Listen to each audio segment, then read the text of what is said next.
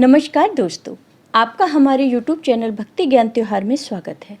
आज मैं आपको बैसाख मास में पीपल सींचने की कहानी सुनाने जा रही हूँ। अगर आपको ये कहानी पसंद आए तो कमेंट बॉक्स में पीपल देवता की जय अवश्य लिखिए। साथ ही अगर आप मेरे चैनल पर नए हैं तो मेरे चैनल को सब्सक्राइब कीजिए और बेल आइकॉन पर क्लिक जरूर कीजिए, जिससे हमारे वीडियो के नोटिफिकेशन आपको मिलते रहें। बहुत समय पहले की बात है, एक गाँव था। उस गाँव में एक परिवार रहता था। उस परिवार में एक ननद भाभी थी। भाभी अपनी ननद से बहुत प्यार करती थी। वह उसे हमेशा अपने साथ रखती थी। जहाँ भी जाती तो वह अपनी ननद को साथ ही लेकर जाती थी। इसकी वजह यह थी कि उसकी सासू माँ ने मरते वक्त अपनी बहू से कहा था कि बहू, मेरी बेटी का ख्याल रखना, इसे अपने बच्चों की तरह ही प्यार करना। बहू ने सास को वचन दिया था और बहू सास को दिया हुआ वचन बखूबी निभा रही थी। बहू अपनी ननद का खूब ख्याल रखती थी।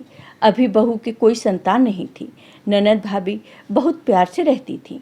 एक बार की बात है, जब बैसाख का महीना आया तो भाभी रोज सुबह स्नान करती, पूजा पाठ करती और पीपल की पूजा व जल चढ़ाने भी जाती थी। ननद भी अपनी भाभी के साथ पीपल देवता की पूजा करती थी। पूजा करने के बाद भाभी हाथ जोड़कर पीपल देव से प्रार्थना करती है कि हे पीपल देव, मुझे एक पुत्र दे दो। इधर ननद भी कहती है कि हे पीपल देव, जो भाभी ने मांगा है वही मुझे भी दे दो। इसी तरह ननद भाभी रोज पूजा करती और पीपल सींचने जाती हैं। धीरे धीरे पूरा बैसाख का महीना बीत गया। पीपल देव उनकी पूजा से बहुत प्रसन्न थे। उन्होंने भाभी को पुत्र होने का वरदान दे दिया। लेकिन ननद के बारे में सोचने लगे कि मैं इसे पुत्र कैसे दूं? ये तो अभी कुंवारी है, इसकी तो अभी शादी भी नहीं हुई है। लेकिन फिर उन्होंने ननद भाभी को वरदान दिया।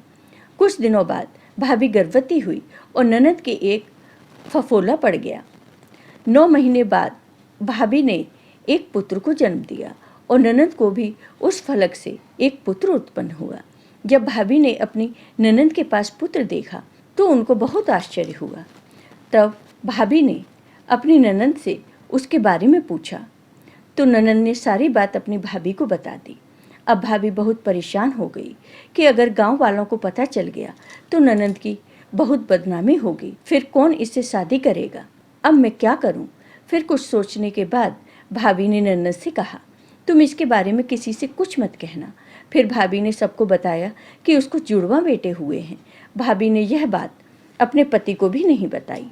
एक बार भाभी कुएं से पानी भरने गई तो अपनी ननद से कहकर गई थी कि बच्चों का ख्याल रखना। ननद दोनों बच्चों को सुला रही थी। तभी उनमें से ननद वाला बच्चा रोने लगा।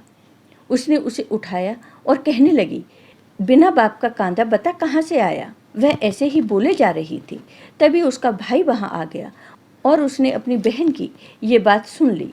उसने अपनी बहन से तो कुछ भी नहीं पूछा, लेकिन जब उसकी पत्नी पानी भरकर आई तो उससे पूछा कि ये मेरी बहन ऐसे क्यों बोल रही थी? पहले तो भाभी ने झूठ बोल दिया, लेकिन जब उसके पति ने डांटकर पूछा तो उसने सारी बात अपने पति को बता दी। वह बहुत परेशान हो गया। फिर उस बच्चे को लेकर पीपल देव के पास गया और बोला, हे पीपल देव, आपने ये क्या किया? मेरी बहन तो नादान थी, लेकिन आप तो सब जानते हैं, फिर आपने ऐसा क्यों किया? अब आप ही इस बच्चे को संभालिए। यह कहकर भाई रोने लगा। भाई की करुण पुकार सुनकर पीपल देव टुकड़ों में बट गया और वह बच्चा उसमें समा गया। पीपल फिर से जुड़ गया, लेकिन वहाँ बने चबूतरे में दरार पड़ गई। गांव वालों ने जब वह दरार देखी तो तरह तरह की बातें होने लगी। धीरे धीरे बातें भी बंद हो गई। अब भाई अपनी बहन की शादी के लिए लड़का ढूंढने लगा। एक बार की बात है, भाई भाभी ने अपने घर हवन करना चाहा। उन्होंने सभी को बुलाया। पंडितों ने हवन करना शुरू किया, लेकिन हवन में आग ही नहीं लग रही थी। बहुत सारा घी डाला गया, लेकिन फिर भी ज्योति नहीं जली। सब बड़े चिंतित होने लगे कि ऐसा क्यों हो रहा है। तब किसी ने कहा, ऐसा तो नहीं है, तुम किसी मान को भूल गए हो। भाई ने कहा, नहीं, मैंने तो सबको बुलाया है। लाख कोशिशों के बाद भी हवन में अग्नि नहीं जली। तब एक विद्वान पंडित को बुलाया गया। वह सभी वेदों के ज्ञाता थे। उन्हें सारी बात बताई गई।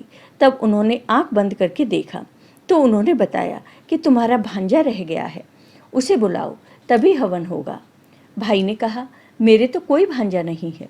तब उन पंडित ने कहा, वही भांजा जिसे तुम पीपल देव को सौंप आए हो। तब भाई ने सारी बात अपने गांव वालों को बताई। गांव वालों ने कहा, इसमें तुम्हारी बहन की क्या गलती है, ये तो पीपल देव की कृपा है, ये तो बहुत खुशी की बात है।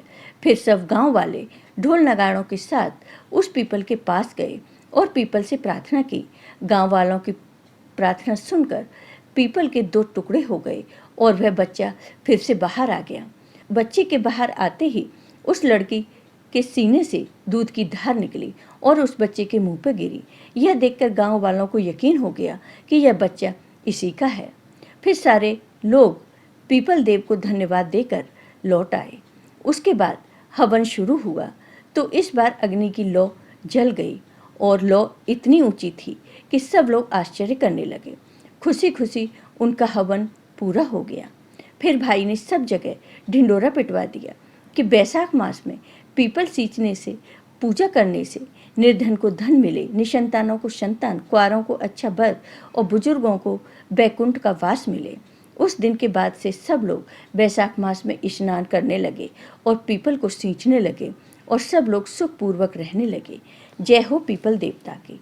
आपको ये वीडियो पसंद आया हो तो कमेंट बॉक्स में कमेंट करके ज़रूर बताइए। साथ ही मेरे वीडियो को ज़्यादा से ज़्यादा शेयर करिए। धन्यवाद दोस्तों।